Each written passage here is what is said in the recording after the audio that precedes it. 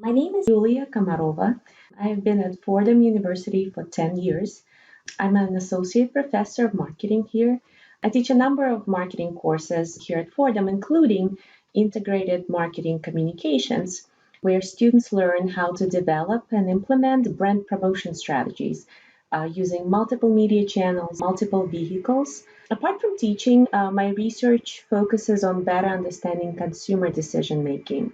Most recently, I have been interested in the role of wisdom and moral judgment in how consumers navigate online and offline consumption contexts, which really helped me in developing this course for the students. So typically, and for several years now, I have had the pleasure of meeting students and faculty from the University of Barcelona every spring. We spend about 3 hours together talking about the current trends in marketing communication and, more specifically, the dark side of consumer behavior, those things we have to be aware of as marketers, communicators, and journalists to effectively communicate and, frankly, not to cause any harm to society at large and our audiences and ourselves. Or, in other words, we talk about our life as consumers, a little about psychology behind consumption decisions, and our intentions, interactions with the world on and offline. Of course, this year is unlike any other in many ways, but I'm hopeful that we shall see each other in the near future.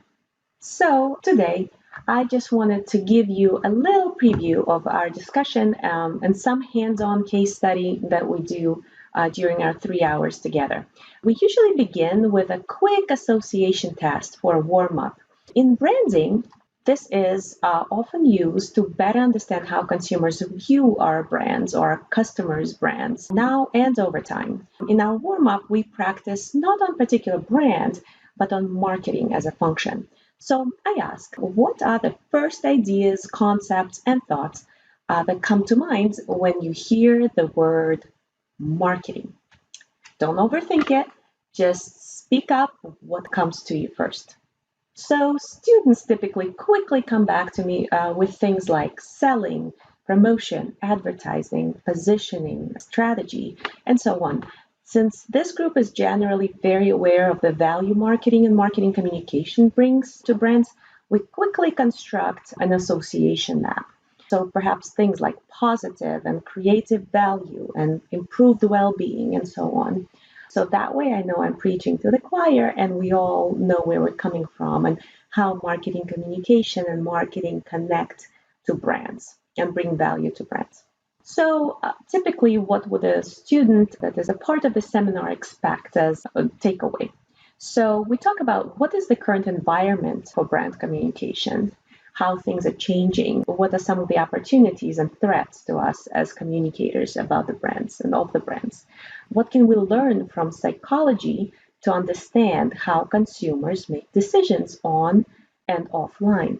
And finally, a little bit about communication strategies for these new consumers. And here's where we bring a wealth of our experience to the table as teams work to discuss their multinational experience, but also bring in some of the frameworks that we discussed earlier in the class. So next, I talk about the general communication framework, which many of my students have seen, frankly, but we really do try to emphasize how it has evolved and changed and what's important for us, marketing communicators and brand managers and journalists to understand in order to not just to benefit the brands, but also not harm consumers, society, and companies we represent. So we talk about senders, and for that I, by the way, moved to my backyard because I'm trying to simulate an environment where lots of noise is present. So we have birds chirping, we have kids playing on the backyard, we have water running somewhere. So if I really start paying attention, there's a lot of things that might be distracting you right now from what I'm saying. But that's very close to what we're dealing with as brand communicators, as brand managers, because lots of noise exists, perhaps more than ever before, in the communication environment that we absolutely have to break through as we talk about our brands, as we send brand messages, as we write about companies and what they do. So I hope you can still hear me despite all the noise. So just bear with me for one moment as we talk about senders who are marketers or brand communicators, right? So journalists perhaps. And you have the target audience who is the receiver of the message. The message must use an appropriate channel, and we talk about the traditional channels such as TV and radio, but also some new ones, right? Various social media as well as others. The language has to be appropriate, and I am not just speaking English or Russian or Spanish, but rather this is about how we symbolize the things we want to say, the symbols we use, the associations we create, the emotions we trigger. And also timing. Timing is key, and that perhaps is challenged by our very busy lives. The way we interact with media has changed. And all of these different things we talk about quite a bit and get to practice, frankly, the various ways for effective communication given all this clutter and noise and challenges. So, very briefly, encoding and decoding of the message. Obviously, the goal is that the message is decoded, right, or perceived the way it was intended to. And so, in a way, we talk about avoiding ethical concerns and misinterpretations and all the different consequences, negative consequences, oftentimes brand communication results in. So we talk about marketers and their absolute need to understand message recipient, who are our target audience, as well as non-target audiences, and the types of perceptions that can be formed on their end that may result in ethical concerns. So we talk about examples, Abercrombie and Fitch, and how they discounted or did not account for children and the way they perceive their messages, and their parents who might be very concerned. Get and keep attention. So we absolutely have to break through the clutter and noise to get our target audiences at least to pay attention to our messages. And we talk about how to map the various challenges and work through them as we develop effective, not just messages, but also channels and vehicles for delivering them to the target audience. We talk about speaking the right language, and that in many ways is the words we use, the senses we engage. Here's where I show a very cool example from Mad Men, a very popular series here that is talking about the 60s and the golden age of advertising. And we talk about how emotions and engaging emotions is still old and true way to get to consumers' hearts. And yet the way we get there might be very different today than it was back in the 60s. And that's ultimately the purpose of this class, is really to introduce students and have them practice some of these new ways to get to consumers' hearts and connect them with brands, connect them with effective messages, and try to break through the clutter and noise that a lot of media has frankly created.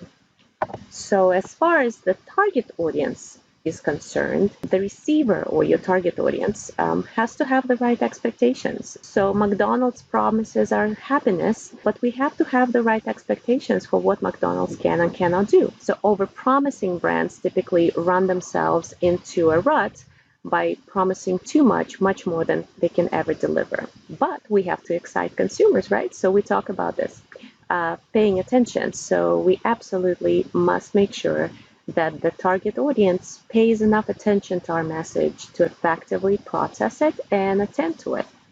And that could be very little attention, frankly, but just the right amount. Critically thinking and learning about the brands so that we achieve our communication objectives.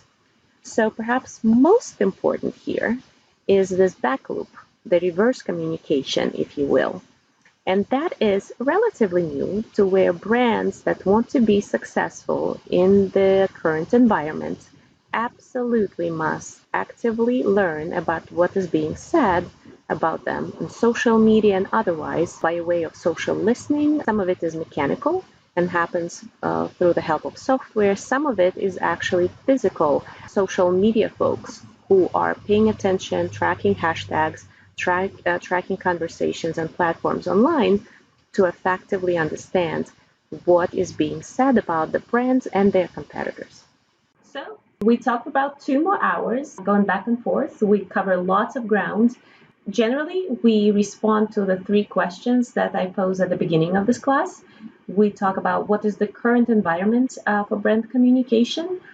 what can we learn and what have we learned from psychology about consumers and how we as consumers make decisions online and offline, as well as we touched upon the communication strategies that exist today and have existed for a while. So we talk about search engine optimization, we talk about social media and social media platforms and the right platforms for the right audiences and strategies to use on social media to effectively reach the right audiences, and how Generation Z is different from Generation Y, and how to speak to older consumers using some of the same channels. So having arrived here, I spend a little bit of time at the end of the class to practice what we've learned. And for that, I break students into roughly 4 or 5 or 6 teams, depending on the size of the group. It's always fun and dynamic regardless. And they either get a case of ecotourism or a case of counterfeit consumption. So both behaviors may or may not be familiar to you. So the ecotourism is relatively new, but it's tourism with a purpose not only to see the world, but it's also to give back to the location or to the environment which you visit. So it could be, for example, going to one of the islands in the Caribbean and cleaning up the shoreline. It could be building a school in one of the African countries and remote villages. It could come in very different forms. Nevertheless, it has to have its target audience, the tourists. It has to have the other target audience, the community or the environment which will receive value from these tourists. And it has to be mutually interesting. So the groups of students who get assigned to this case develop an effective message as well as 3 unorthodox, unusual, new channels to deliver this message at a shoestring budget, meaning they don't have much money to spend on it. The other case is for some of the other groups, and that is a case that will help you develop a message and strategy to discourage, in this particular case, counterfeit consumption, something that luxury industry has suffered for many, many years and spends a lot of money trying to dissuade consumers from pooling their hard-earned dollars into counterfeit black market industry. Of course, most of the time it's about luxury products, but not always. So we talk about that, and then the group develops a message that will be effective given the target audience, which they also identify. And then they describe 3 platforms and channels and vehicles for communicating this particular message effectively to that particular target audience they've identified.